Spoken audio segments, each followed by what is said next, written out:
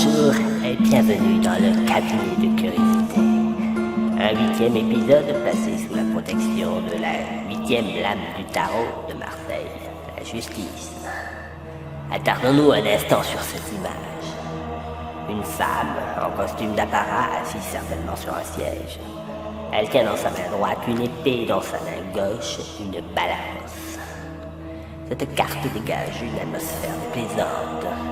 Le visage impassible de cette femme le tranchant de son épée seule. L'équilibre de la balance nous apaise. Pourquoi? Nous avons confiance en cet équilibre. La nuit tombe sur la roque Sainte-Marguerite. Le cabinet de curiosité peut commencer.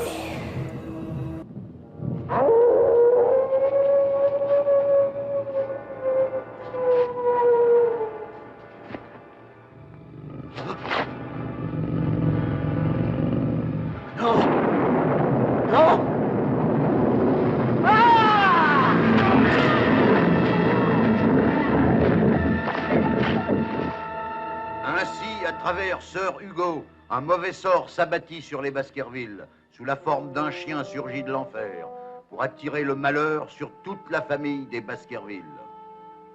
Aussi, prenez garde, ne vous aventurez pas sur la lande la nuit, quand le diable se déchaîne, sinon vous rencontrerez sûrement le chien de l'enfer, le chien des Baskerville. Ainsi finit la légende. Que pensez-vous de cela, Monsieur Hall?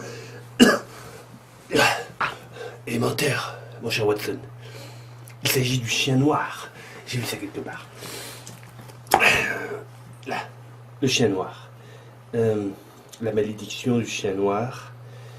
Dans le pays de l'Hospitalet, sur le Larzac, on croyait dur comme fer, voici quelques années, à la malédiction du chien noir, qui s'abattit sur un pauvre bougre sans qu'il puisse s'en défaire. Le chien noir. Bon, ici aujourd'hui on est à la Pésade. Donc j'étais parti pour vous raconter l'histoire du chien noir. Il y a un siècle et demi, apparemment il y avait une légende bien vivace ici sur l'apparition d'un chien noir qui portait malheur et à qui il fallait donner du sel. Donc j'étais parti pour vous raconter cette histoire, mais en fait on va jouer sur l'interactivité d'internet. Et je vous propose d'aller lire l'histoire sur mon site teuflebrock.com dans la rubrique du blog. Et on va profiter d'être à la Pésade pour aller voir un ami à moi qui va nous parler d'un problème plus actuel, la déchetterie de Millau. Donc on va passer le voir. Il est pas loin, il est aux Intrus. C'est pas loin, c'est 1 kilomètre.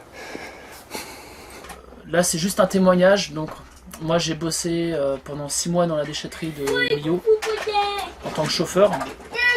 Et donc, je vais vous parler de ça en fait. Voilà.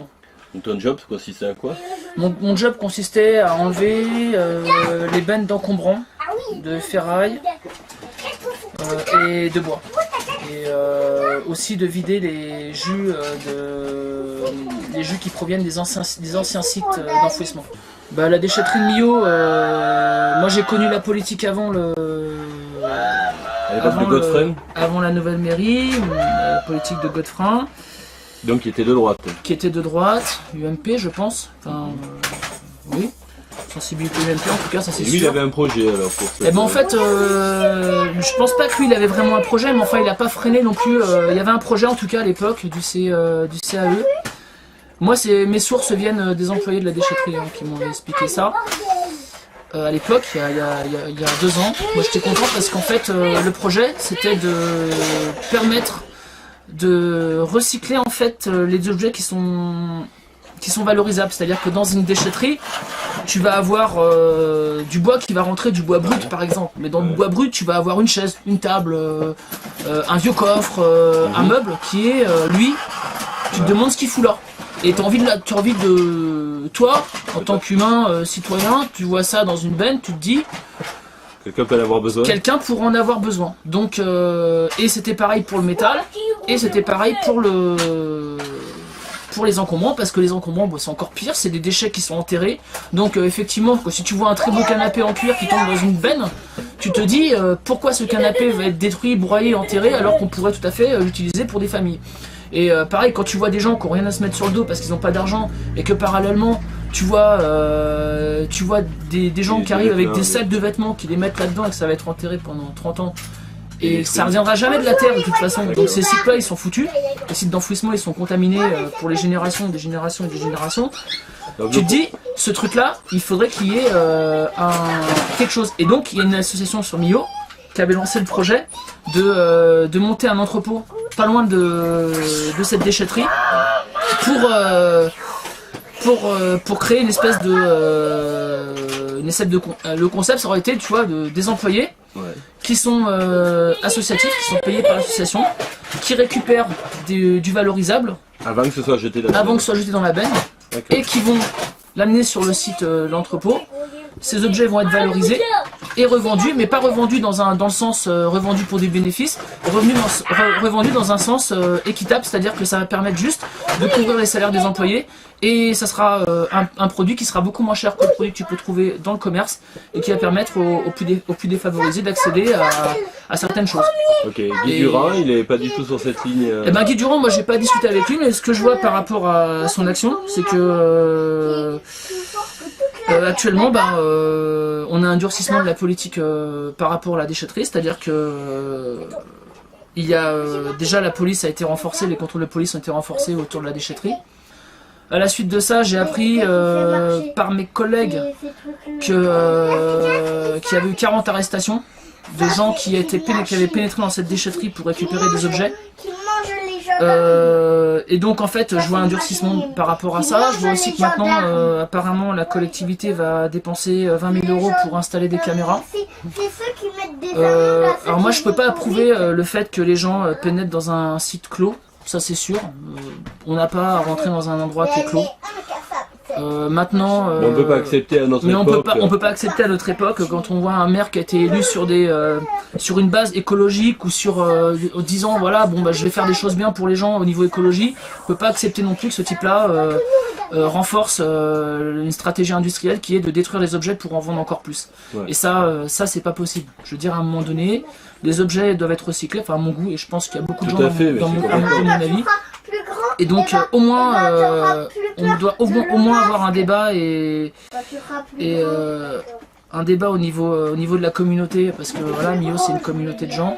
Je pense qu'on mériterait d'avoir un débat à ce niveau-là, quoi. Savoir qu'est-ce qu'on fait de nos déchets, est-ce qu'on les valorise ou pas, quoi. Un peu plus de démocratie. Voilà, tout à fait, parce que là actuellement on a l'impression que c'est circulé, il n'y a rien à voir, on peut pas discuter, on peut rien faire, et voilà. C'est moi là par rapport à ça correspond pas du tout à mes valeurs. C'est-à-dire que moi je pars du principe que les choses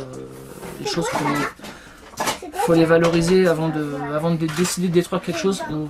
Je pense qu'on doit avant le valoriser, et ce principe-là, je suis tout à fait contre, quoi.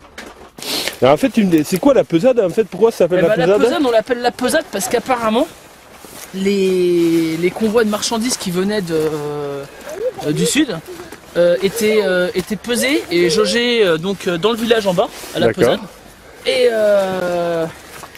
et donc on leur avant de monter sur Paris, avant de monter aux infrus en fait. D'accord. T'as les infrus en haut, et les infrus en fait c'est là où les gens payaient pour circuler. Il y avait une frontière en fait ici? Ouais, la frontière de l'Occitanie, ouais. D'accord.